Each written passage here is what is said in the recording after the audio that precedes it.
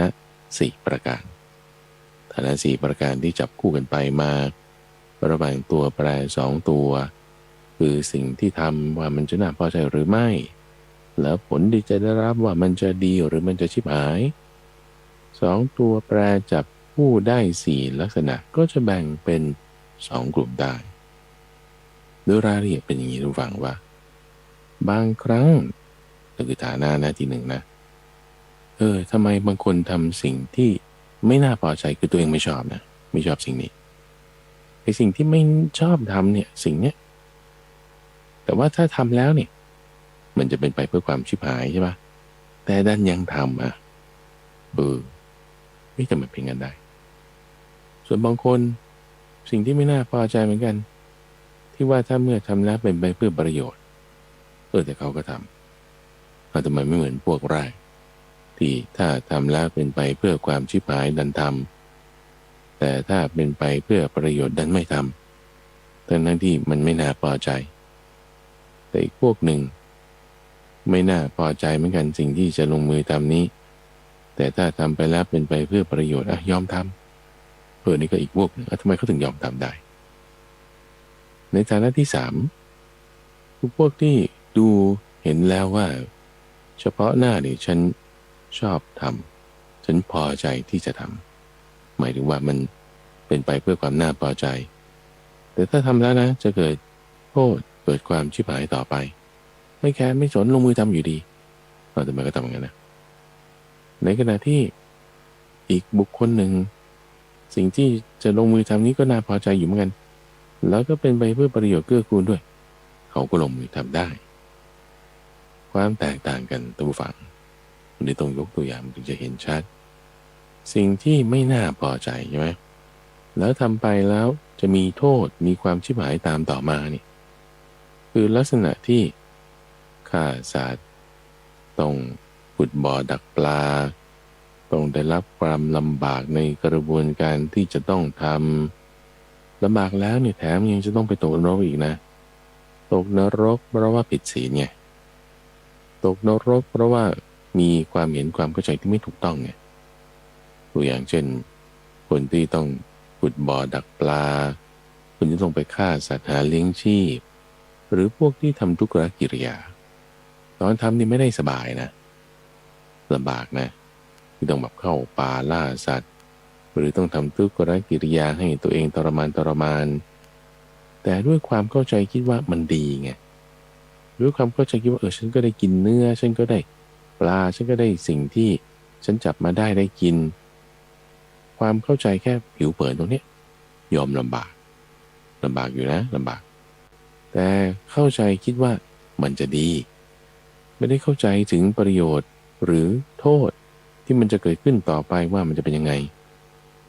คือไม่ได้แค่นำซ้ำบางทีเข้าใจว่ายังจะเป็นผลดีต่อไปอย่างพวกทำทุกขกิริยานี่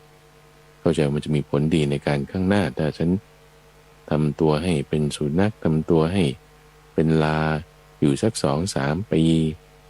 หรืออดอาหารนี่เพื่อจะได้ถึงความบริสุทธิ์แต่ว่าทิฏฐินี้ไม่ถูกต้อง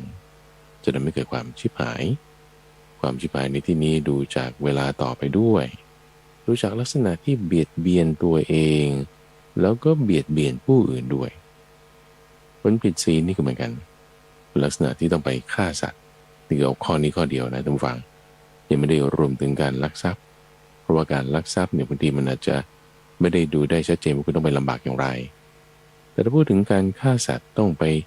จับสัตว์ในป่าต้องเผชิญความลำบากนั่นคือสิ่งที่ไม่น่าพอใจคิดว่าจะได้ประโยชน์เป็นผู้ที่ทำทุกขกิริยาคิดว่าตัวเองจะได้ประโยชน์แต่ว่าจริงๆแล้วมันคือได้โทษในความที่ว่าจะต้องไปตกนรกเป็นลักษณะนี้คือความเข้าใจผิดนั่นเองยอมลำบากเข้าใจว่ามันจะดีแต่เป็นไปเพื่อความชิบหายเป็นการเบียดเบียนทั้งตัวเองและผู้อื่นกรณีของคนที่ไปดักสัตว์ในป่าเบียดเบียนตัวเองด้วยลำบากเบียดเบียนสัตว์ป่าด้วยในเวลาต่อมาอีกในชาติหน้าเบียดเบียนตัวเองอีกเพราะต้องไปตกนรกว่าปริพาชกที่ทำทุกขกิริยาไป ปัจจุบันเบียดเบียนตัวเองเพราะว่าต้องประสบความลำบากเบียดเบียนคนอื่นในเวลาต่อมาเพราะว่าถ้ามีคนมาศรัทธานับถือเชื่อปฏิบัติตามความศรัทธานั้นเป็นไปเพื่อความงมงายเป็นไปเพื่อความเศร้าหมองแห่งปัญญายังเบียดเบียนตัวเองในเวลาต่อไปอีกว่าตายไปชาติหน้าแล้วไปตกนรกไม่สามารถที่จะให้พ้นจากความทุกข์ได้นี่คือประการที่หนึ่งยกตัวอย่างให้ฟังแล้วคือเรื่องของการที่ต้องไปลำบากฆ่าสัตว์แล้วก็การที่ทำทุกขกิริยาเป็นต้นประการที่สองดีบ้างไม่น่าพอใจนะแต่ว่าเป็นไปเพื่อประโยชน์เพื่อกูลงานที่ไม่น่าพอใจมีเยอะแยะท่านผู้ฟังแต่ว่าเป็นงานสุจริตไงเป็นงานที่ไม่เบียดเบียนใครไงงานที่ไม่น่าพอใจที่ต้องเบียดเบียนคนอื่นนะเมื่อสักครู่คือไปดักสัตว์ในป่ายิบต้น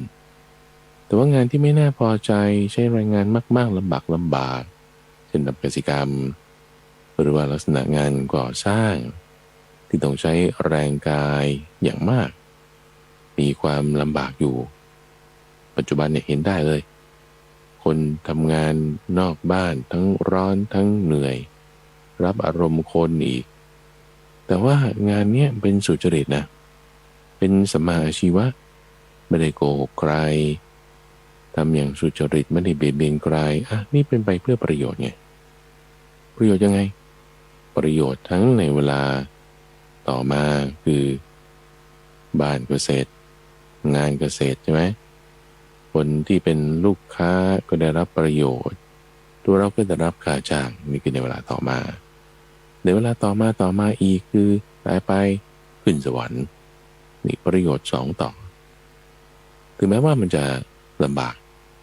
ก็ไม่เป็นไรแต่มีประโยชน์อันนี้ก็สมเหตุสมผลถูกไหมท่านผู้ฟังประเด็นคือว่าแล้วทำไมพวกแรกเขาก็ต้องทำสิ่งที่ไม่น่าพอใจเหมือนกันใช่ปะแต่ว่านั้นกลับเป็นไปเพื่อความชิบหายเบียดเบียนคนอื่นตัวเองด้วยในขณะที่เป็นงานที่ไม่น่าพอใจเหมือนกันเป็นงานลำบากเหมือนกันนะเป็นงานที่ลำบากเหมือนกันแต่ว่าทำไปแล้วเป็นไปเพื่อประโยชน์ทำไมเขาไม่มาทำอันนี้ก็นั่นเลยสิท่านผู้ฟังทั้งที่งานมันก็ไม่น่าพอใจเหมือนกันงานก็เป็นงานที่ลำบากเหมือนกันนะแล้วทำไมคุณไม่ทำอันที่คุณ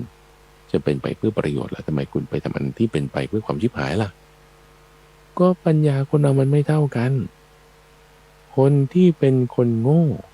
มีปัญญาน้อยทั้งที่ว่างานลำบากเหมือนกันนะแต่เป็นไปเพื่อความชิบหายเนี่ยทำคนฉลาดหมายถึงบัณฑิตนะก็ลำบากเหมือนกันนะแต่ว่าอันไหนเป็นไปเพื่อประโยชน์เขาก็ทำอันไหนเป็นไปเพื่อความชิบหายเขาก็ไม่ทำไงมันต่างกันตรงนี้คนเราจะเป็นคนโง่หรือคนฉลาดไม่ใช่อยู่ที่คุณเงินเดือนมากคุณมีฐานะคุณแต่งตัวโก้หรูคนมีฐานะคนแต่งตัวโก้หรูมีเงินเดือนมากบางทีโง่ก็มีเพราะว่าทำอะไรทำเป็นไปเพื่อความชิบหายแต่คนฉลาดอาจจะต้องทำงานหนักลำบากเป็นเกษตรกรเป็นคนแบกหามเป็นลูกจ้างเป็นพนักงานก่อสร้างเป็นคนกวาดขยะลำบากนะลำบากในที่นี้หมายถึงได้ต้องทำสิ่งที่ไม่น่าพอใจนะแต่ว่ามันเป็นไปเพื่อประโยชน์เพราะอะไรเป็นสัมมาอาชีวะไม่ได้เบียดเบียนใครแล้วเขาทำนี่เป็นบัณฑิตไงคือเคสของเปรียบเทียบระหว่างบัณฑิตและคนพาลในกรณีของคนที่ไม่ได้มีเงินมากในกรณีของคนที่ยังต้องลำบากในการทำงานนี่คือฐานะที่หนึ่งและฐานะที่สองฐานะที่สามฐานะที่สี่ที่ท่านเปรียบเทียบส่วนต่างไว้นี่ก็ลักษณะเหมือนกันแต่ตรงข้ามกันเหมือนกันแต่ตรงข้ามกันมันหมายว่าไงเหมือนกันในความที่ให้เห็นระหว่างประโยชน์ที่จะเกิดขึ้นและความชิบหายที่จะเกิดขึ้นแต่ว่าคราวนี้ทำงานสบายๆละทำงานสบายๆทำงานง่ายๆทำงานดีๆทำงานที่มันไม่ได้ว่าจะต้องใช้แรงงานอะไรมากคือพูดง่ายๆไม่ต้องลำบากนะสิ่งที่ไม่ต้องลำบากสบายๆทำแล้วมันก็น่าพอใจแน่ล่ะเช่นกินดื่มเที่ยวมีกิ๊กมีกุ๊กแต่สิ่งเหล่านี้ทำไปเนี่ยมันเป็นไปเพื่อความชิบหายนะ เ เป็นไปเพื่อไม่เกิดประโยชน์ในเวลาต่อไปเป็นไปเพื่อหนึ่งปัจจุบันเนี่ยมีความสุขอยู่ก็จริงน่าพอใจแต่เวลาต่อไปนี่คุณถูกจับได้หนีจะต้องมีคดีความนะโกงอย่างเงี้ยรับเงินมาเหนาะใต้โต๊ะเสร็จแล้วก็ไปซื้อของซื้อรถซื้อบ้านซื้ออะไรได้ใช่ไหมล่ะอันนี้ก็เป็นความน่าพอใจนั่นแหละแต่พอเวลาต่อไปปุ๊บถูกจับได้เงี้ยถูกจับได้เรื่องมีคู่ครองมีกิ๊กถูกจับได้เรื่องโกงงี้โอ้เป็นไปเพื่อความชิบหายนะในเวลาต่อไปในเวลาต่อไปอีกชาติหน้านี่ตกนรกนะทั้งที่รู้ว่ามันไม่ดีมันไปเพื่อความชิบหายแต่ว่าก็ทำก็น่าพอใจไงน่าพอใจนะแต่ว่าก็เลยไม่ได้แคร์แล้วว่ามันจะชิบหายยังไงตอนนี้มีความสุขก่อนน่าพอใจก่อนทำในขณะที่สิ่งที่น่าพอใจเหมือนกันน่ะแต่ว่าทำไปแล้วเป็นไปเพื่อประโยชน์บางคนไม่ทำไงเดินไปทำสิ่งที่มันจะไม่เกิดประโยชน์แต่ว่าน่าพอใจแต่คนที่เขาทำก็มีคนที่เขาทำอย่างเช่นคนที่เขาไปฟังธรรมเขาชอบฟังนี่ฟังแล้วเขาก็ม่วนฟังแล้วเขาก็ชื่นฟังแล้วเขาก็ได้ความรู้เขายินดีฟังก็มีบางคนก็ชอบจัดดอกไม้จัดพวงมาลัยชอบทำพวกนี้บางคนทำอาหารไปถวายพระที่วัดสิ่งนี้ทำรสอร่อยดีๆเป็นสิ่งที่น่าพอใจอยากจะทำพอใจที่จะลงมือทำพอใจที่จะทำแล้วเป็นไงเป็นไปเพื่อประโยชน์ในทั้งกับตัวเองตัวเองก็เป็นงานที่ตัวเองพอใจจะทำใช่ไหมประโยชน์ทั้งกับผู้อื่นที่ว่าได้เลี้ยงผู้อื่นด้วยเป็นประโยชน์ทั้งในปัจจุบันนี้ตัวเองผู้อื่นแล้วต่อมาอีกเช่นเราให้ทานอย่างนี้คนเขาสามารถรับประทานอาหารวันพรุ่งนี้วันมะรืนนี้ก็ยังมีชีวิตต่อไปได้ด้วยอาหารที่เราแจกจ่ายให้แล้วก่อนเวลาต่อมาอีกก็เกิดประโยชน์กับตัวเราในความที่ว่าเราได้ไปสวรรค์เพราะมีการให้ทานมีการฟังธรรมะมีการรักษาศีลคำถามมันก็คือว่าก็ในเมื่อทำสิ่งที่ชอบใจเหมือนกันนะแต่ทำไมเขาไม่เลือกทำสิ่งที่ว่าฉันชอบใจทำแล้วเกิดประโยชน์ทำไมเขาดันไปเลือกทำสิ่งที่น่าชอบใจเหมือนกันละแต่เป็นไปเพื่อความชิบหายทำไมถึงไม่ทำสิ่งที่ดีเป็นประโยชน์ดันไปทำสิ่งที่ไม่ดีไม่เป็นประโยชน์ก็เพราะเข้าใจผิดไงท่านผู้ฟังเข้าใจผิดว่าไอ้สิ่งที่น่าพอใจที่ตัวเองทำเนี่ยมันจะเป็นไปเพื่อประโยชน์แต่ดูไม่ขาดไงที่เข้าใจผิดนั่นก็ว่าโง่ไงโง่คือคนพาลเข้าใจสิ่งที่น่าพอใจที่ตัวเองกำลังทำอยู่นี้ว่ามันจะเป็นไปเพื่อประโยชน์แต่จริงๆมันเป็นโทษเช่นการดื่มสุราเช่นการขโมยของลับใต้โต๊ะคิดว่าจะเป็นประโยชน์แต่ไม่รู้หรอกว่ามันจะเป็นโทษก็ถ้ารู้ว่ามันเป็นโทษเขาก็มีปัญญาขึ้นมาหน่อยไงแต่มีกำลังที่จะทำไหมแม้แต่สถานการณ์มันบีบคั้นสถานการณ์มันก็บีบคั้นเฉพาะคนโง่ได้ตอนนั้นแหละที่ไม่ได้รู้จักที่จะหาทางออกได้แต่ถ้าคนฉลาดนะสิ่งที่น่าพอใจที่ตัวเองจะทำเขาจะรู้ว่าอันนี้มันแยกแยะได้ละว่าเป็นไปเพื่อประโยชน์หรือไม่ใช่ประโยชน์อันนี้ไม่เป็นประโยชน์เราก็ไม่ทำอันไหนเป็นประโยชน์เราก็ทำลงไปแยกแยะได้หรือไม่ได้นั่นคือความเป็นบัณฑิตหรือเป็นคนพาลหรือเป็นคนโง่หรือคนฉลาดในแง่ตรงนี้ท่านผู้ฟังพระพุทธเจ้าต้องการจะแบ่งถึงคนที่มีอันจะกินคนที่เติบโตขึ้นมามีการศึกษามีเงินทองพอประมาณคือพูดง่ายๆตั้งแต่ชนชั้นกลางขึ้นไปเลยล่ะมิดเดิลคลาสขึ้นไปเนี่ยคุณก็ยังพอทำสิ่งอะไรที่มันจะน่าพอใจได้บ้างใช่ไหมล่ะซื้อข้าวซื้อของอะไรมากินหรือว่ามีความรู้อะไรที่พอจะทำงานได้เป็นพนักงานออฟฟิศเป็นเจ้าของธุรกิจมีความเข้าใจเป็นข้าราชการเป็นทหารหรือเป็นอะไรก็ตามอันนี้เรียกว่ายังทำสิ่งที่น่าพอใจได้ในขณะที่สำหรับคนที่ทำสิ่งที่ไม่น่าพอใจนี่คือคนจนเข็ญใจไร้ทรัพย์สมบัติมีความยากจนลำบากข้นแค้น นี่คือก็จะทำสิ่งอะไรก็ตามมันก็จะมีแต่ความที่ไม่น่าพอใจนั้นน่ะกรณีที่3ที่4เนี่ยคือสำหรับคนมั่งมีคนที่พอมีพอกิน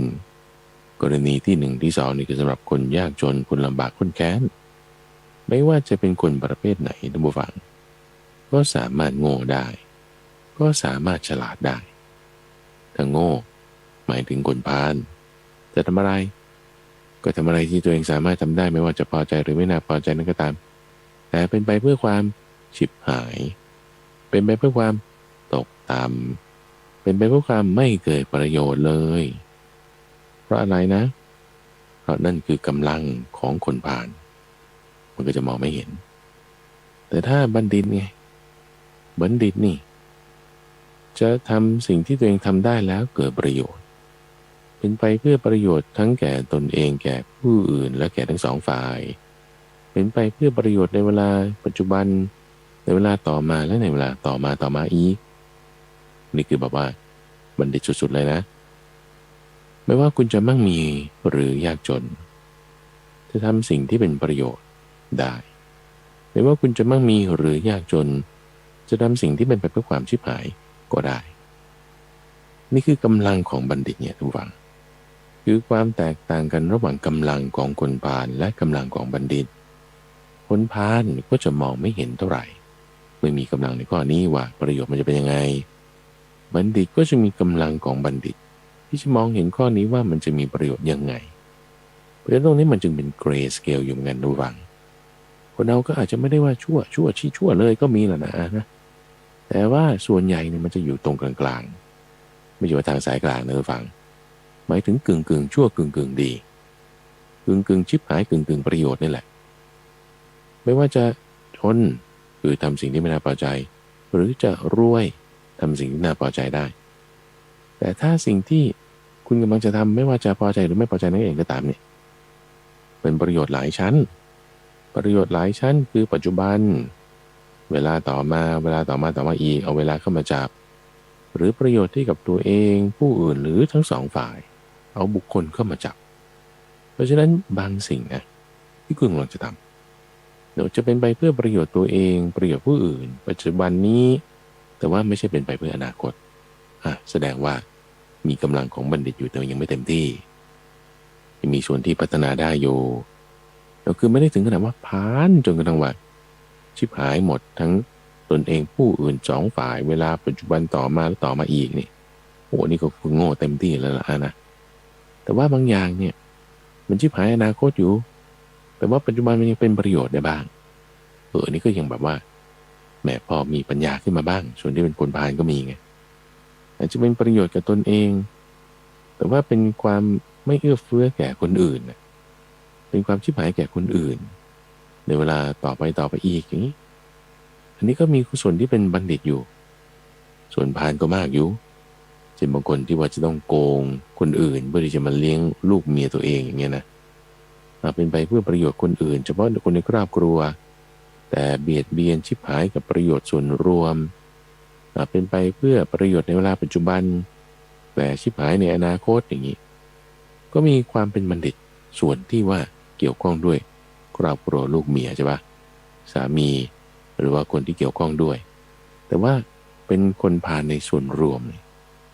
คนเราเนี่ยมันจึงมีทั้งความเป็นพาลและความเป็นบัณฑิตอยู่ในตัวของตัวเองอยู่ที่ว่าสเกลเนี่ยมันจะไปอยู่ตรงไหนและในที่นี้นะฟันธงบอกให้ได้ว่าไม่ได้เอาตรงกลางๆนะเราจะคิดว่าทางสายกลางก็คือว่ากึ่งนะเอาทั้งพาลด้วยเอาทั้งบัณฑิตด้วยโอ้นี่คิดไม่ถูกแล้วคิดว่ากลางนี่ก็คือถ้ามันมีซ้ายแล้วก็ถ้ามันมีขวาแล้วก็อยู่ตรงกลางก็แล้วกันเนี่ยดูอย่างในปฐมเทศนาธรรมจักรกับปวัตตนสูตรนี่ถ้าพูดถึงทางสายกลางใช่ไหมสุดโต่งสองข้างซ้ายนี่คือเสพกามเต็มที่เลยขวานี่ก็คือทุกขณกิริยาเต็มที่เลยทำตัวให้ลำบากทางนั้นนี้กลางๆก็คือเดี๋ยวตอนกลางวันลำบากตอนกลางคืนสบายก็แล้วกันอยู่กลางๆหรือลำบากนิดหน่อยสบายนิดหน่อยตรงกลางๆอันนี้มันเข้าใจผิดแล้วทุกฝั่งทางสายกลางไม่ใช่หมายถึงกลางๆนะทางสายกลางหมายถึงทางที่3ที่ไม่ใช่ว่าจะชุ่มอยู่ด้วยกามหรือว่าจะทรมานตัวเองให้ลำบากแต่เป็น ศีลสมาธิปัญญาศีลสมาธิปัญญานี่จะเป็นทางสายกลางนี่พูดนอกเรื่องไปนิดหนึ่งนะแล้วมาตรงนี้ของเราว่าพาลบ้างบัณฑิตบ้างนี่ไม่ใช่กลางนะแต่ต้องละความเป็นคนพาลเอาความเป็นบัณฑิตนี่ถึงจะกลางนี่คือเป็นทางที่เราต้องการจะไปไงคือเราจะออกจากทางที่เป็นทางต่ำคือความเป็นคนพาล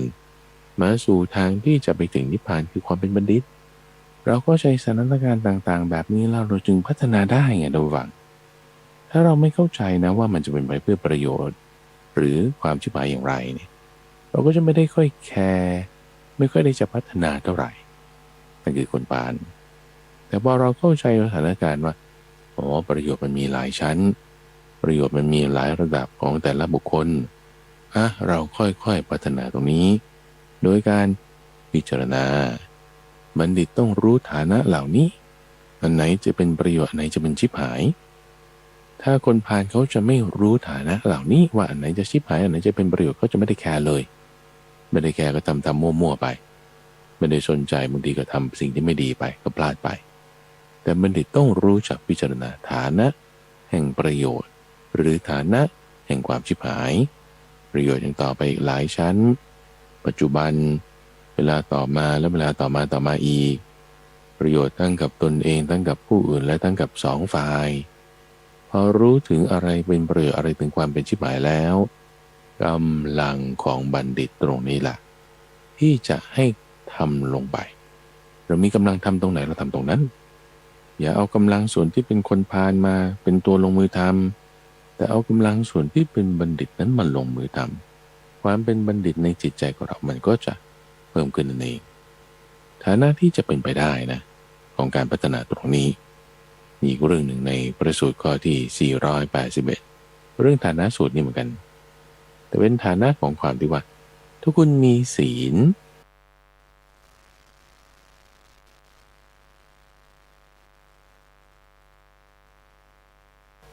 ใครปรารถนาที่จะฟังธรรมมีความคิดที่ว่าจะให้ทานจะแบ่งปันนี่คือเป็นลักษณะที่บ่งบอกถึงศรัทธาที่มีถ้าพูดถึงศรัทธานะทุกฟังก็และอินทรีย์และพละของจิตใจในคนนี่มันจะเป็นตัวบ่งบอกถึงความเป็นบัณฑิตว่าคุณมีอินทรีย์มีพละแก่กล้าขนาดไหนถ้าคุณมีอินทรีย์มีพละน้อยกำลังของบัณฑิตมันก็น้อยถ้าคุณมีอินทรีย์มีพละมาก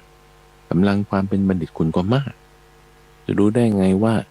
เรามีอินทรีย์แก่กล้าหรือไม่เริ่มจากศรัทธาไงศรัทธาวิริยะสติสมาธิปัญญาเรื่องอินทรีย์นี่ข้าพเจ้าจะมาอธิบายในตอนต่อไปนะวันนี้เอามาเซิร์ฟให้ฟังก่อนว่าอินทรีย์นี่คือกำลังคือพละของบัณฑิตนี่มันจะมากหรือน้อยมันอยู่ที่ศรัทธาวิริยะสติสมาธิปัญญาใช่ไหมตัวบ่งบอกอยู่ข้อนี้ศรัทธามันจะมีมากได้ดูจากอะไรตัวเองอาจจะรักษาศีลได้ไม่เต็มที่แต่ว่าใครที่จะเห็นผู้มีศีลไหมใครที่จะได้ฟังธรรมไหมมีใจที่จะกำจัดความตระหนี่สละหรือไม่ถ้ามีฐานะ3อย่างนี้นะแสดงว่าคุณมีศรัทธาซึ่งศรัทธาเนี่ยเป็นตัวเปิดเลยทุกฝั่งเป็นตัวเริ่มที่จะพัฒนากำลังของบัณฑิตได้ศรัทธาแล้วก็พัฒนาต่อมาเป็นการลงมือทำไงพอเรายังไม่มีศีลเราใกล้ที่จะเห็นผู้มีศีล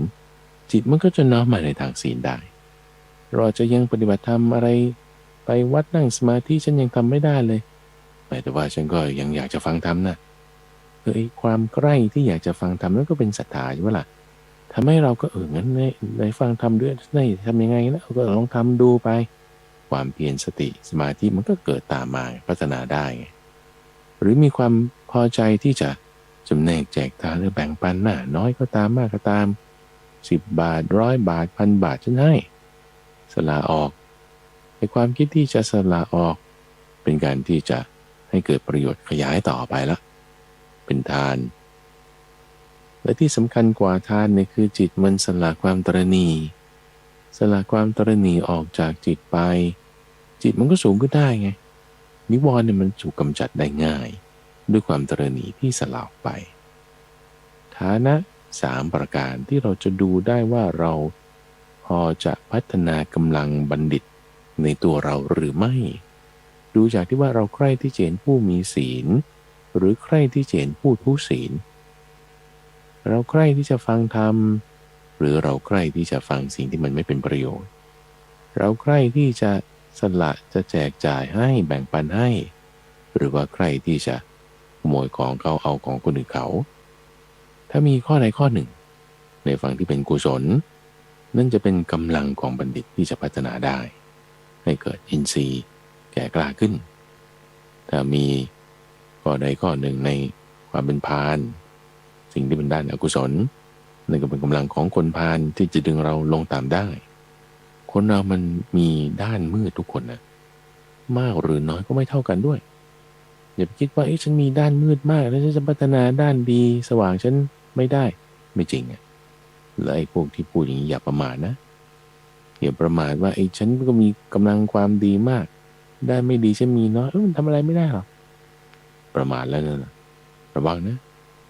คนดีๆเปลี่ยนเป็นคนไม่ดีมีเยอะนะหรือคนไม่ดีทำไมจะดีไม่ได้ก็มีได้เราจึงต้องเข้าใจฐานะต่างๆเหล่านี้ทำอีกครั้งหนึ่งนะท่านฟังนะนี่2ประสูตรกันมาแล้วนะฐานะ4ประการที่เอาเรื่องชีวิตความเป็นอยู่มาเป็นตัวตั้งในความที่ว่าสามารถทำสิ่งที่น่าพอใจหรือไม่น่าพอใจแล้วก็ให้เกิดประโยชน์หรือให้เกิดความชิบหายจึงแยกได้4ข้อฐานะ4ประการจะเป็นตัวที่จะแบ่งถึงกำลังคนพาลและกำลังบัณฑิตที่อยู่ในจิตใจของเราซึ่งจะพัฒนากำลังข้อที่เป็นบัณฑิตได้ดูจากว่าเรามีศรัทธาไหมมีอินทรีย์จะให้เกิดการแก่กล้าขึ้นจากเจ้าตัวศรัทธาเนี่ยได้ยังไงมีใคร่ที่เห็นคนมีศีลใคร่ที่จะฟังธรรมใคร่ที่จะแจกจ่ายกำจัดความตระหนี่ออกไปหรือไม่เอาจุดนี้เป็นตัวพัฒนาแล้วก็ยังมีธรรมะอีกหัวข้อหนึ่งตัววางที่จะช่วยส่งเสริมหรือลดทอนการพัฒนากุศลธรรมในข้อนี้จะเป็นธรรมะหัวข้อที่3ในวันนี้ที่เราพูดถึงธรรมะมา2หัวข้อแล้วท่านผู้ฟังนะทั้งหมดนี้เป็นเรื่องฐานะทั้งหมดเลยนะฐานะข้อที่1นี่มี4ประการเรียกว่าฐานะแห่งความเจริญหรือความเสื่อมที่เป็นประโยชน์หรือความชิบหายนี่คือฐานะที่1ฐานะที่2คือฐานะของคนที่มีศรัทธาที่จะเป็นจุดที่จะพัฒนากำลังของบัณฑิตที่จะลดกำลังของคนพาลในจิตใจของเราพูดถึงความที่ว่าเห็นท่านผู้มีศีลมีใคร่ที่จะฟังธรรมมีการให้ทานกำจัดความตนีเป็นต้นนี่คือข้อที่2ส่วนฐานะข้อที่3ดูฟังท่านได้ตรัสเป็นคาถาสั้นๆเอาไว้พูดถึงว่าคนที่จะทำความชั่วได้ตลอดแนวชนิดเรียกว่าเปิดทางด่วนของความไปสู่เป็นคนพาลก้าวหน้าไปเรื่อยๆหมายถึงลดต่ำลงไปเรื่อยๆนะนั่นคือการโกหกท่านผู้ฟังการพูดปดการโกหกชนิดที่ว่าลิ่มทิ่มประตูนะโกหกชนิดที่ว่าผิวหนังหน้าเนี่ยมันหนามากคือหน้าด้านๆโกหกชนิดที่ว่าหน้าไม่อยู่แล้วคือหน้าตายแล้วโกหกชนิดที่ว่าถูกจับโกหกได้ก็ยังโกหกต่อไปอีกไอ้ที่โกหกมาถูกจับได้อีกก็ไม่ยอมรับอีกคิดเรื่องโกหกใหม่ขึ้นมาต่อไปอีกคนที่แบบโกหกได้แล้วก็โกหกต่อแล้วก็โกหกอีกแล้วก็โกหกได้โกหกต่อโกหกอีกคนที่โกหกแล้วก็โกหกเนี่ยไม่ยอมรับอะไรเลยนี่นะท่านบอกว่าจะไม่มีบาปกรรมอะไรเลยที่คนคนนี้เขาจะทำไม่ได้คือจะทำบาปกรรมอะไรได้ต่อทุกอย่างเพราะว่าไม่ยอมรับความจริงเลยไงคือสิ่งที่เป็นอกุศลธรรมเนี่ยนะหลักการเป็นอย่างนี้นะทุกท่านนะสิ่งที่ถ้าปกปิดไว้มันจะเจริญเปิดเผยขึ้นมามันจะพัฒนามันมีความแตกต่างกันอยู่ปกปิดไว้ยิ่งเจริญยิ่งพัฒนาคืออกุศลธรรมคือความชั่วมิจฉาทิฏฐิความผิดยิ่งปกปิดไว้ยิ่งเจริญความสัมพันธ์ชู้สาวยิ่งปกปิดไว้ยิ่งเจริญ เพราะฉะนั้นถ้าเราทำความชั่วอะไรแล้วเราก็ปิดไว้ความชั่วนั่นแหละมันเจริญแต่ถ้าเราเปิดเผยออกใช่ปะยอมรับฉันทำไม่ดีความไม่ดีนั้นมันจะหยุดทันทีความดียิ่งเปิดเผยยิ่งเจริญไงธรรมะของพระพุทธเจ้ายิ่งเปิดเผยยิ่งเจริญไงเปิดเผยออกให้คนรู้คนปฏิบัติธรรมมากขึ้นพอเห็นคนนั้นก็ทำดีคนนี้ก็ทำดีเราก็ทำความดีบ้างความดีมันก็สืบต่อไปความดียิ่งเปิดเผยยิ่งเจริญความชั่วยิ่งปกปิดไว้ยิ่งเจริญเพราะฉะนั้นถ้าเราปกปิดความชั่วด้วยการโกหกชนิดที่เรียกว่าชั่วอะไรต่อมาฉันก็โกหกหมดว่าฉันไม่ได้ทำฉันไม่รู้ฉันไม่เห็นไม่รู้เรื่องอะไรเลยแต่ว่าเบื้องหลังนี้ทำความชั่วอยู่เนี่ยเขาก็สามารถที่จะพัฒนาความชั่วของเขาให้มันดีขึ้นได้ไงแล้วคนเราก็อย่าไปเหมากันหมดนะว่าไอ้คนนี้โกหกครั้งหนึ่งเนี่ยแสดงว่ามันต้องโกหกต่อไปทั้งชีวิตแล้วมันก็จะดีขึ้นไม่ได้เลยด้วยการโกหกเป็นครั้งเดียวของมันนี่แล้วหรือว่าโกหกแค่2-3 ครั้งมาแล้วเนี่ยถูกจับโกหกได้แล้วก็คิดว่าคนนี้เขาก็จะโกหกต่อไปเรื่อยๆในอนาคตมันไม่แน่ดูฟังอย่าไปเหมาบางคนก็จะเหมาเลยนักการเมืองคนนี้เป็นอย่างนี้เหรอฟันตัวเขาต้องเป็นอย่างนี้หรือไอ้พวกที่ไม่ดีก็ต้องไม่ดีไปตลอดพวกที่ดีมันก็ดีไปตลอดมันไม่แน่หรอกทุกฝั่งมันไม่แน่สมมุติพอเราจับโกหกคนใดคนหนึ่งได้เขาก็ยอมรับผมพูดผิดผมโกหกนั่นเองผมเข้าใจผิดไปเอาอะไรมาอ้างก็ตามเถอะนะแต่มายอมรับว่าได้พูดผิดไปนี่กุศลธรรมนี่มันจะอ่อนแรงลงทันทีเขาจะพูดอะไรต่อไปนี่เขาต้องระวังละแล้วต่อไปแล้วก็ยังพูดผิดอยู่พูดโกหกอยู่ในครั้งที่2เนี่ยถูกจับได้หรือโป๊ะแตกแล้วนี่ยอมรับไหมถ้ายอมรับมันก็จบไปแล้วไงถ้ามีใหม่มาอีกยอมรับไหมถูกจับโป๊ะได้ก็จบไปแล้วไงคือเราดูการพัฒนาเป็นครั้งดูการพัฒนาต้องต่อเนื่องมันอย่างที่พูดคราวที่แล้วเนี่ยนะว่าจะดูว่าคนมีศีลหรือทุศีลมันต้องอยู่ร่วมกันต้องเป็นเวลานานไม่ใช่เวลาแป๊บเดียวแล้วต้องมีการใคร่ครวญมนสิการนี่จะมาพูดถึงในเอพิโซดนี้กันบ้างเอาฐานะ4ประการเอาฐานะ3ประการมาเป็นตัวใคร่ครวญมาเป็นการทำมนสิการเพื่อที่ว่าจะให้เรารู้ถึงฐานะนี่เราไม่ได้ว่าจะต้องไปดูคนอื่นในมากมายนะระหว่างก็ดูตัวเราเองนี่แหละดูตัวเราเองว่าคุณโกหกลิ่มทิ่มประตูไหมทำไมว่าลิ่มทิ่มประตูทุกฝั่งบางคนอาจจะไม่เคยได้ยินจำนวนนี้เพราะว่าลิ่มมันอันนิดเดียวลิ่มเนี่ยเป็นไม้ชิ้นเล็กๆไม่ได้มีน้ำหนักหรือขนาดเท่ากับ1 ใน 16เสี้ยวของประตูไม้บานใหญ่ๆหรอกหรือประตูหินด้วยซ้ำก็เอาลิ่มอันนิดเดียวเนี่ยกั้นบังงัดประตูหินที่หนักเป็นตันๆหนักกว่ามันเป็น10 เท่า100 เท่าได้ทำไมมันทำได้แต่นี่มันแค่เล็กนิดเดียวนี่เพราะมันเป็นลิ่มไงลิ่มทิ่มประตูก็จะพูดโกหกนิดหน่อยไอ้อกุศลธรรมแค่อันเดียวนี่แหละแต่ว่าใช้ไปตลอดนะใช้ไปตลอดนะใช้ไปตลอดและใช้ไปตลอดนะอกุศลธรรมความชั่วบาปกรรมอื่นๆอันนี้มันตามต่อมาตลอดนะแล้วในที่นี้กุศลธรรมนิดเดียวนะถ้าคุณทำต่อไปเรื่อยเนี่ยตรงกันข้ามกันนะมันก็พัฒนากุศลธรรมอื่นๆตามมาได้ในความที่ว่าถ้าเรายอมรับความจริงว่าอันนี้เราได้พูดผิดไปแก้ไขปรับปรุงก็ค่อยๆพัฒนาขึ้นกุศลธรรมยิ่งใหญ่ฌานสมาธิก็ลึกซึ้งนิพพานมาได้จากกุศลธรรมนิดหน่อยนั่นแหละที่เราสะสมไว้ทำไว้ไปได้ลิ่มก็ทิ่มประตูได้แล้วก็ทำไมจะเอาลิ่มออกไม่ได้เอาลิ่มออกนิดเดียวนะประตูนี่คว่ำเลยนะคุณเอาไอ้เจ้าเรือนยอดนี่ตรงตัวที่มันสูงสุดเลยเนี่ยของเรือนเนี่ยเปิดไว้นิดเดียวนะน้ำรั่วรถเข้ามานี่เรือนพังเลยใช่ปะล่ะเช่นเดียวกันนะเราเอาอาวิชชาออกนิดเดียวนี่นะความรู้ความแจ่มแจ้งมันเกิดขึ้นเลยนะวิชาเกิดเอาอวิชชาออกนิดเดียวอวิชชาคือลิ่มประตูไงมันงัดกันอยู่นิดเดียวนั่นแหละบังไว้ล็อกได้หรือแม่กุญแจนี่ตัวนิดเดียวล็อกบานประตูบานเริ่มได้ทำไมทำได้วันนี้แหละมันเป็นกุศลอกุศลในฝั่งที่มันจะพัฒนากันและต่อเนื่องกันไป เรายังพอมีเวลาเหลือกันสักหน่อยดูฝั่งเราเอาเรื่องฐานะมาปิดจ็อบให้จบกันไปเลยยังมีฐานะอีก5ประการดูฝั่งที่ฐานะเนี่ยพระพุทธเจ้าบอกว่าให้ใกล้ครวญอยู่เป็นประจำฐานะที่ควรใกล้ครวญพิจารณาเนืองแล้วก็ฐานะที่ไม่มีใครพึงจะได้ฐานะที่พิจารณากันเนืองก่อนก็คือว่า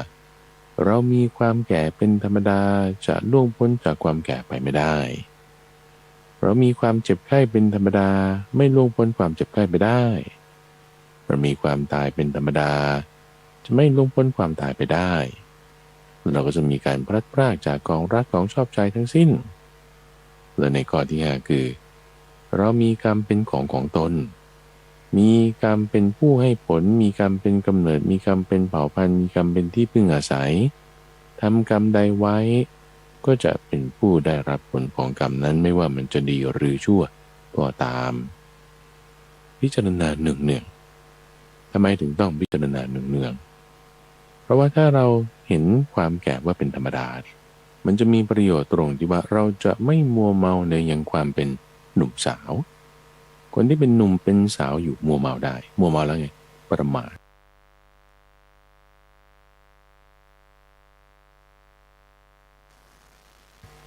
ประมาทแล้วทำอะไรทำสิ่งโง่ๆได้ทำสิ่งที่เป็นไปเพื่อความชิบหายได้นั่นคือมัวเมาแล้วเพราะว่ามันไม่เห็นความเป็นพาลมันมากด้วยความเมาตอนหนุ่มสาวคุณจะไม่เมาพอไม่เมาแล้วไงมันก็ทำสิ่งที่เป็นประโยชน์ได้ไงเห็นด้านทุกด้านเพราะว่าไม่เมาไม่มึนความเจ็บไข้เจรณาไปทำไมมีประโยชน์อะไรมันจะเกิดประโยชน์ตอนที่จะไม่เมาในความมีสุขภาพดีลองดูเดี๋ยวตอนที่ไม่มีโควิดโทรทั้งกินทั้งดื่มทั้งเที่ยวทั้งเล่นนั่นนี่โน่นทำสิ่งที่น่าพอใจใช่ปะแต่เป็นไปเพื่อความชิบหายอย่างเงี้ยแต่พอมีโควิดปุ๊บไม่มัวเมาในความไม่มีโรคแล้วต้องรักษาสุขภาพต้องนั่นนี่ทำสิ่งที่น่าพอใจแล้วก็ไม่น่าพอใจได้แหละแต่ถ้ามันเป็นประโยชน์เอาหมดนี่คือไม่เมาไงไม่เมาในความที่ยังไม่เจ็บไข้ไม่เมาในความที่ยังมีสุขภาพดีอยู่และความที่เราควรจะมาพิจารณาเรื่องความตายอยู่เป็นประจำนี่มันมีประโยชน์ตรงที่ว่าในขณะที่เราดำเนินชีวิตอยู่ปัจจุบันเนี่ยเวลาจะอยู่ในวัยกลางคนก็จะอยู่ในวัยแก่แล้วมีชีวิตอยู่เนี่ยก็ไม่ได้คิดว่าจะประมาทในชีวิตประมาทในชีวิตแล้วทำชั่วได้ทุกอย่างนะประมาทในชีวิตฉันยังอยู่ฉันยังไม่ตายไม่เป็นไรนะหรือว่าเคยทำตอนแก่บ้างเคยทำตอนนั้นบ้างนี้บ้างแต่พอเราพิจารณาเราอาจจะตายพรุ่งนี้ก็ได้นะมันไม่ประมาทละขออะไรมีความดีมาทำวันนี้เห็นแก่ประโยชน์ปัจจุบันต่อมาอีกอันไหนเป็นกุศลธรรมนี่เขาจะไม่ประมาทแต่ไม่เมาแล้วความที่ว่าเราจะต้องพลัดพรากจากของรักของชอบใจทั้งสิ้นมาทำการใคร่ครวญพิจารณาอยู่เนืองๆแล้วจะทำให้เราไม่เมาในความมีเหมือนสักครู่ที่ความตายนั้นคือมันจะทำให้เราเมาในความเป็นได้ว่าฉันยังเป็นคนอยู่ฉันยังมีชีวิตอยู่ฉันยังเป็นนั่นเป็นนี่ได้ตำแหน่งหน้าที่พวกนี้ความตายเนี่ยมันจะมาช่วยให้เราไม่เมาได้แล้วส่วนสิ่งของที่มีเราจะไม่เมาในสิ่งของที่มีเราต้องพิจารณาว่าเราจะต้องพลัดพรากจากของรักของชอบใจทั้งสิ้นไม่ว่าจะเป็นของไม่ว่าจะเป็นคนที่เรามีเรายังมีลูกมีพ่อมีแม่มีคู่ครองมีเพื่อนแต่ว่าคุณต้องพลัดพรากจากของรักของชอบใจทั้งสิ้นนะโอ้นั่นไม่เมาไม่ประมาทในบุคคลไม่ประมาทในสิ่งของเข้าของประมาทมัวเมาในสิ่งของเข้าของหรือบุคคลแล้วภาษาอังกฤษเขาเรียกว่า take it for granted take it for granted หมายความว่าคิดว่ามันได้มาง่ายๆไงคิดว่ามีอะไรนะเดี๋ยวมันก็ไม่เป็นอะไรหรอกสุขภาพร่างกายอย่างเงี้ยไม่รักษาเมื่อสักครู่นี้พิจารณาแก้ไปด้วยความเจ็บไข้ละทีนี้ของที่มีบุคคลที่เราคบหาอยู่ด้วย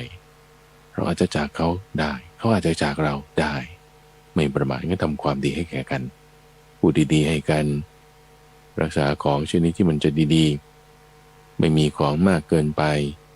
หรือไม่ก็ลุ่มหลงในสิ่งที่มีอยู่อย่างนี้อันนี้จะช่วยรักษาความมัวเมาได้ในประการที่5ว่า คนเราต้องมีกรรมเป็นของตนเจรณาไปนี่เพราะอะไรนั่นก็เพราะว่าคนเนี่ยมันมีสุจริตแล้วก็ทุจริตเท่านั้นแหละพอมีสุจริตมีทุจริตพอเห็นข้อนี้ว่าฉันต้องรับผลของกรรมนะไม่ว่าจะดีหรือชั่วก็ตามก็จะสามารถกำจัดสิ่งที่เป็นทุจริตทางกายวาจาที่จะทำใหม่แล้วนะไม่ให้มันเกิดขึ้นได้สะสมกระทำสิ่งที่เป็นสุจริตคือความดีทางกายวาจาใจให้เกิดขึ้นได้ไงจะไม่ประมาทในการกระทำทางกายวาจาใจนี่จะเป็นประโยชน์ให้ทุจริตทางกายวาจาใจมันเบาบางให้สุจริตทางกายวาจาใจหนาแน่นขึ้นหนาแน่นขึ้นฐานะแห่งการพัฒนามันจึงจะมีได้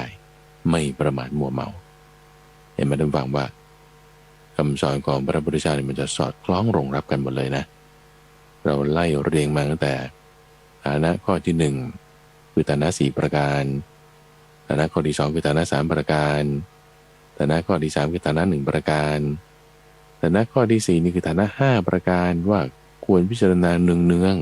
ๆและฐานะข้อที่6ท่านผู้ฟังเป็นธรรมะข้อสุดท้ายในวันนี้ฐานะข้อที่6นั้นมี5ประการว่าฐานะที่ใครๆไม่พึงได้ไม่ว่าจะเป็นสมณพราหมณ์เทพมารพรหมหรือใครๆก็ตามคือขอไงขอฐานะนี่ก็คือหมายถึงอ้อนวอนขอร้องนั่นเองอ้อนวอนขอร้องว่าสิ่งที่แก่อย่าแก่นะโนคุณจะไม่ได้อ้อนวอนขอร้องว่าสิ่งที่มีความเจ็บไข้เนี่ยที่ว่าเราพิจารณาให้เห็นเป็นธรรมดาก็เมื่อกี้อย่าเจ็บไข้นะมันจะไปได้ไงสมณพราหมณ์เทพมารพรหมหรือใครๆในโลกไม่ได้นะเมื่อขอพรต่อใครนี่ขอพรต่อพระพุทธรูปหรือเทวดาที่อยู่หน้าโรงพยาบาลนะขอของที่มีความตายว่าอย่าตายเลยนี่มันได้ที่ไหนอ่ะแม้แต่พระที่เราไปขอหรือเทวรูปที่เราไปขอรูปปั้นรูปอิฐปูนเหล่านั้นก็ยังต้องมีความสิ้นไปมีความทำลายไปเป็นธรรมดาจะมาขอของสิ่งที่มีความสิ้นไปเป็นธรรมดาว่าอย่าสิ้นไปเลยขอสิ่งที่มีความชิบหายเป็นธรรมดาว่าอย่าชิบหายไปเลยมันเป็นฐานะที่เป็นไปไม่ได้คือมันไม่ได้นะพระสงฆ์เนี่ยนะภิกษุที่คุณไปขอเนี่ยเขายังไม่ได้เลยขอพรพระอย่างนี้ท่านให้พรหน่อยให้หายเจ็บให้ไข้พระเนี่ยดูดิคุณฟังรู้ไหมว่าพระนี่เป็นอาชีพที่เป็นเบาหวานมากที่สุดในประเทศยังเจ็บไข้เลยแล้วจะมาขอของที่มีความเจ็บไข้ว่าอย่าเจ็บไข้นะท่านมันจะไปได้ไงคนเรามีความเจ็บไข้เป็นธรรมดาจะไม่พ้นจากความเจ็บไข้ไปได้จะทำไมพิจารณาไปก็ให้เราไม่เมาไม่มัวเมาประมาทในความมีชีวิตอยู่ไงประมาทที่ยังไม่เจ็บไข้ทำอะไรทำความดีสิทำความดีที่จะเป็นไปเพื่อประโยชน์ปัจจุบันต่อไปและอนาคตมันไม่น่าพอใจหรอกไอ้ความเจ็บไข้ไม่น่าพอใจอยู่แล้วแต่จะทำยังไงแล้วให้มันเกิดประโยชน์สุจริตทางกายวาจาใจไงทุกว่าทำได้ในขณะที่เจ็บไข้ในขณะที่เจอความสิ้นไปเจอความชิบหายอย่างใดอย่างหนึ่งเราแก้ไขปรับปรุงให้เกิดความสุจริตขึ้นในทวารทั้ง3ทางกายวาจาและใจได้ทุกฝังพัฒนาได้ด้วยฐานะต่างๆเหล่านี้ทบทวนอีกครั้งหนึ่งนะทุกฝังวันนี้ข้าพเจ้ายกพระสูตรมาหลายพระสูตรเลยเป็นเรื่องเกี่ยวกับฐานะโดยทั้งสิ้นฐานะแห่งความเสื่อมและความเจริญ4ประการฐานะแห่งความที่มีศรัทธา3ประการดูเรื่องประโยชน์และความชิบหายทั้งที่น่าพอใจและไม่น่าพอใจฐานะแห่งศรัทธา3ประการจะดูว่าเรามีกำลังคือศรัทธาหรือไม่ก็ดูที่ว่ามีการใคร่จะฟังธรรมใคร่ที่จะเห็นผู้มีศีลหรือเปล่าเป็นต้น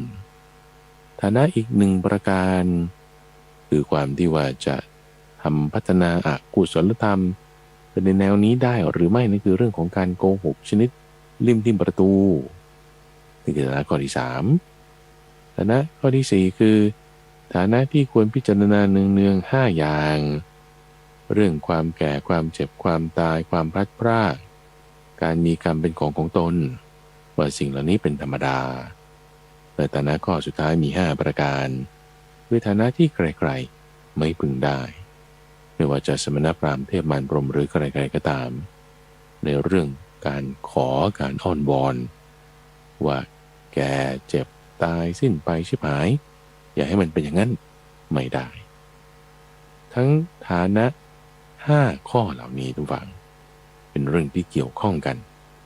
เป็นเรื่องที่ถ้าเมื่อเราเอามาใคร่ครวญพิจารณาแล้วปัญญาเราจะเกิดทุกฝั่งนำมาใช้ในชีวิตประจำวันแก้ไขปรับปรุงส่วนต่างๆความสัมพันธ์การงานเรื่องการเงินการเรียนให้ชีวิตเรานั้นดำรงอยู่ในทางธรรมะดำรงอยู่ตามเส้นทางที่จะไปสู่นิพพานนั่นเองขอให้ท่านผู้ฟังทั้งหลายจงเป็นผู้มีส่วนแห่งปัญญาที่พระพุทธเจ้าได้มอบเอาไว้ส่งผ่านมาถึงสาวกทั้งหลายผ่านมาสู่ครูบาอาจารย์ของข้าพเจ้ามอบต่อให้ท่านผู้ฟังได้เป็นผู้ที่ไปตามทางเดียวกันมันมีนิพพานเป็นที่สุดจบในช่วงใต้ร่มบทบทนั้นจะมาพบกับท่านผู้ฟังเป็นประจำในทุกวันพุธตั้งแต่เวลา 5:00 ถึง 6:00 น.ทั้งสถานีวิทยุกระจายเสียงแห่งประเทศไทยท่านสามารถติดตามรับฟังได้ในระบบพอดแคสต์หรือที่เว็บไซต์ปัญญา .org โดยมูลนิธิปัญญาภาวนากับพระมหาไพบูลย์อาภิปุณโญมาพบกันใหม่ในวันพรุ่งนี้เจริญพร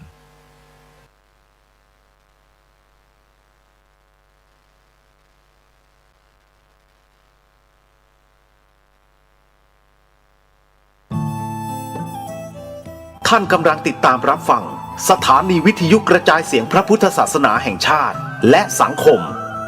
คลื่นเพื่อการศึกษาพระพุทธศาสนาและวัฒนธรรมระบบ FM 104.5 เมกะเฮิรตซ์รายการต่อไปเป็นรายการมรดกธรรมกำเมืองดำเนินรายการโดยพระครูวิสิทธิ์ศรีลาภรณ์